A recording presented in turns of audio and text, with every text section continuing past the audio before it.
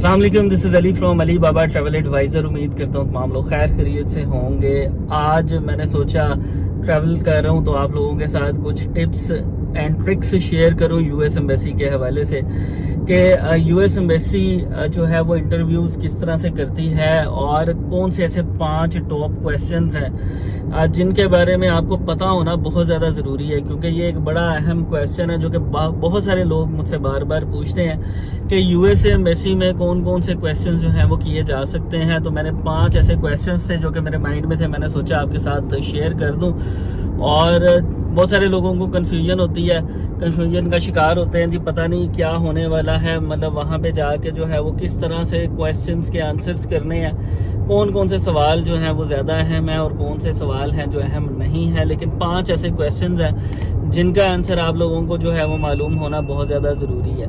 अच्छा, सबसे पहले और सबसे अहम चीज़ तो ये है कि आपने एक अच्छी ड्रेस कोड के साथ जो है वो वहाँ पे जाना है।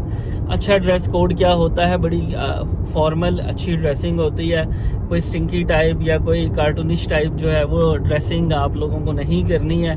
जो आपका प्रोफेशन है ना, उस प्रोफेशन के मुताबिक भी आप जो है वो ड्रेसिंग कर सकते हैं। ठीक है, आप अगर किसी जगह पे अच्छी जगह पे कोई मैनेजरियल लेवल पे हैं और एज अ मैनेजर काम कर रहे हैं और आप जो है वो वहाँ पे सूटेड बूटेड रहते हैं जैसे एज अ बैंकर हैं, तो वो आप इस तरीके से भी जा सकते हैं वहाँ पे इंटरव्यू देने। और अगर आप बिजनेसमैन हैं और आप बिजनेस कर रहे हैं बट आपका सूटिंग बूटिंग के साथ कोई ताल्लुक नहीं है, तो फिर आप बड़ी कॉमन ड्रेसिंग करके जा सकते हैं। जीन्स और साथ में अच्छी पोलो शर्ट्स वगैरह जो है वो यूज़ कर सकते हैं।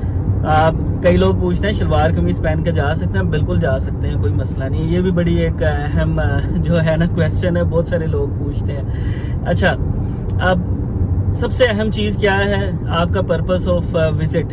ठीक है, पर्पस ऑफ विजिट जो है वो उसको डिटेल में एक्सप्लेन करना थोड़ा सा आपके लिए बहुत ज़्यादा ज़रूरी है। ठीक है, बहुत सारे लोग जो हैं वो इसको डिटेल में नहीं आंसर करते हैं डिटेल में। उसकी रीज़न मुझे नहीं समझ आती है।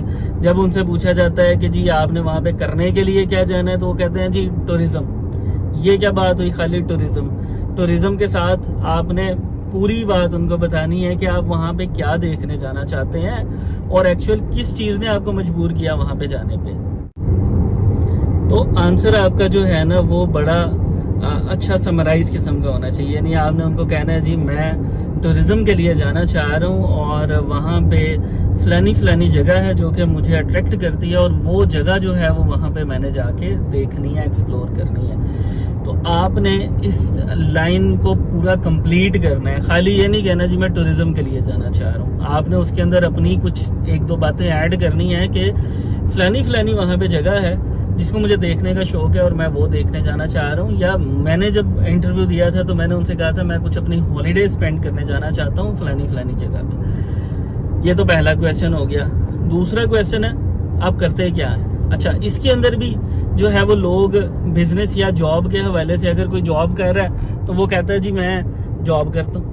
अब आपने खाली उसको ये नहीं कहना कि आप जॉब करते हैं, क्या वो आपसे अगला क्वेश्चन करे कि आप क्या जॉब करते हैं, बल्कि आपने कहना है कि मैं जनाब एज अ मैनेजर फलानी जगह पे काम कर रहा हूँ, इतने अरसे से जो है मैं वहाँ पे काम कर रहा हूँ। पूरी ये भी लाइन कंप्लीट करनी है। इट डजेंट मैटर कि आप इंग्लिश में इंटरव्यू दे रहे हैं या आप उर्दू में इंटरव्यू दे रहे हैं, इससे कोई फ़र्क नहीं पड़ता। आपको जो है वो एक अपनी पूरी बात उनको कन्वे करनी है। उनके पूछने से पहले एक आंसर आप अपना, लेकिन ज़्यादा बड़ा आंसर भी ना देंगे सुनने वाला कहे अच्छा रुक जाए, क्या अगला सवाल जो है ना वो फिर शुरू हो जाए। तो आपने अपने हवाले से, यानी बिजनेस अगर आप कर रहे हैं तो बिजनेस के हवाले से आपने ये कहना जी मैं बिजनेसमैन हूँ और मैं ट्रैवल एजेंसी का काम करता हूँ, ट्रैवल कंसल्टेंट हूँ और मैं जो है वो इतने अरसे से काम कर रहा हूँ। ठीक है, अगला क्वेश्चन जो है तीसरा, वो भी बड़ा अहम क्वेश्चन है, वो होता है इनकम से रिलेटेड। ठीक है, कि आपकी इनकम क्या है। आप जो तो जॉब पर्सन है उनकी जो इनकम है जो कंपनी उनको दे रही है उन्होंने वो तो उसके अंदर मेंशन करनी है, यानी उन्होंने उनको बताना है। लेकिन अगर आप बिजनेस कर रहे हैं तो आपने अपने बिजनेस से रिलेटेड इनकम बतानी है। यहाँ पे बहुत अहम एक सवाल रेज किया जाता है बहुत सारे बिजनेसमैन की तरफ से कि जी हमारी टैक्स की रिटर्न में तो वो इनकम है नहीं जो हमारी एक्चुअल इनकम है, तो वहाँ पे एक्चुअल इनकम बतानी है या टैक्स की रिटर्न के मुताबिक बतानी है। तो मैं ये बात आप लोगों को कन्वे कर देता हूँ कि आपने वहाँ पे जो अपनी इनकम बतानी होती है ना, वो आपने अपनी एक्चुअल इनकम बतानी है। टैक्स रिटर्न्स वाली इनकम जो है वो वहाँ पे आप नहीं भी बताएंगे तो कोई मसला नहीं है, लेकिन आपको अपनी एक्चुअल इनकम जो है वो उनको डिस्क्लोज करनी है। चौथा क्वेश्चन बिजनेसमैन के लिए बड़ा अहम है, वो ये है कि आपके पास एम्प्लॉयज़ जो हैं वो कितने हैं। ठीक है, ये क्वेश्चन भी बड़ा अहम है, इसके मुतालिक बहुत पूछा जाता है कि जी आपके कितने एम्प्लॉयज़ हैं, कितने काम करते हैं आपके पास। तो आपके पास एग्जैक्ट जो एम्प्लॉयज़ हैं आपने उनकी पूरी एक लाइन उनको बतानी है। यानी I have 15 persons working in my company and one of them is manager and other are sales persons।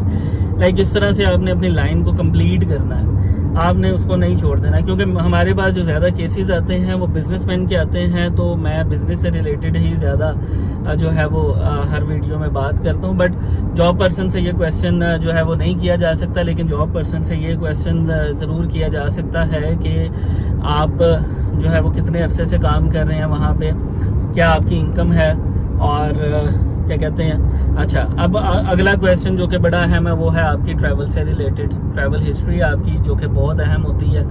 Travel history से मुतल्लिक भी पूछ सकते हैं आपसे, और मोस्टली केसेस में पूछते हैं। 99% केसेस में जिनको वीज़ा देना होता है उनसे लाजमी पूछते हैं कि जी आपकी ट्रैवल हिस्ट्री क्या है। तो आपने अपनी ट्रैवल हिस्ट्री मुकम्मल एलेबोरेट करनी है। आप इट डजेंट मैटर कि 5 साल से पुरानी हिस्ट्री भी है, आप उनको वो बता सकते हैं कि अगर क्योंकि DS 160 जब फिल करते हैं तो 5 साल की हिस्ट्री उसमें मेंशन होती है। लेकिन जब आपसे इंटरव्यू किया जा रहा होता है ना, तो उसके अंदर वो पूछते हैं कि आपने इससे पहले कभी कहाँ ट्रैवल किया हुआ है। तो आपने वो ट्रैवल जो है वो उनको यही बताना है कि मेरा जो है वो travel UK, US, Canada, Australia, New Zealand, Schengen, Japan, South Korea, जहाँ जहाँ का भी ट्रैवल आपका हुआ है वो बताना है। लेकिन साथ में एक लाइन कोट कर देनी है कि लास्ट 5 ईयर्स में मेरे ये ट्रैवल हैं और 5 ईयर्स से पहले मेरे ये ट्रैवल हैं।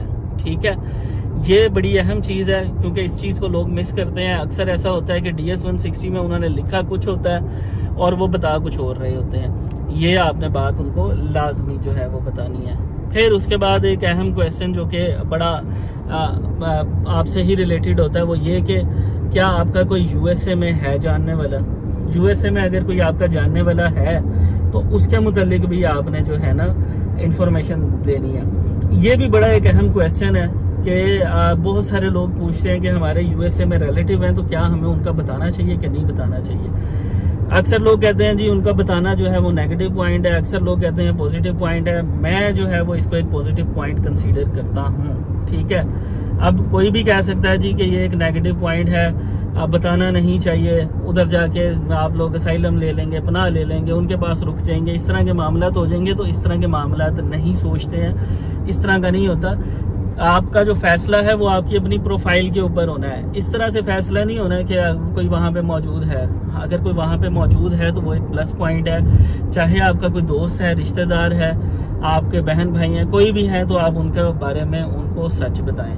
और आखिरी चीज़ जो बड़ी अहम है, सोशल टाइज तो होते हैं, फैमिलीज़ के हवाले से वो पूछ सकते हैं और आपको बताना भी पड़ सकता है। लेकिन अहम चीज़ ये है कि कोई झूठ नहीं बोलना।